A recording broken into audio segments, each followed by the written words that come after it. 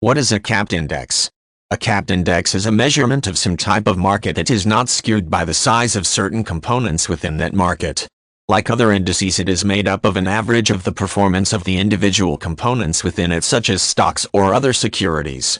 The difference with a capped index is that while it might be weighted to reflect bigger players in the market, it cannot overly favor those bigger players.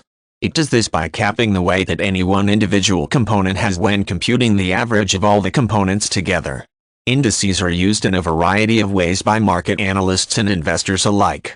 The idea behind a market index is to take a bunch of similar securities like stocks and average the performance of these securities over time. As the average rises and falls, analysts can get a good idea of how certain market sectors are performing. Investors are interested in this if they are choosing securities by sector or if they are investing in funds that are set up to mirror a certain index. A cap index prevents one security from being weighted too heavily in an overall average. To understand how a cap index works, it is important to first understand the concept of a weighted index. A weighted index is so named because it skews the average more toward the securities that have more impact on the overall market.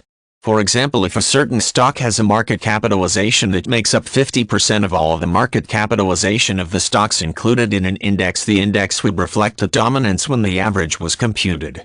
The difference with a capped index is that one security may be limited to the amount of impact that it can have on the measurement of the entire index. For example, a certain stock index may have a cap of 20%. That means that even a stock with a higher market capitalization than that could not exceed 20% of the weighted average. By using a cap index, there is no single stock or other security that can weigh down an index too heavily. This is done so that a more balanced overview of an entire market might be gained from the index.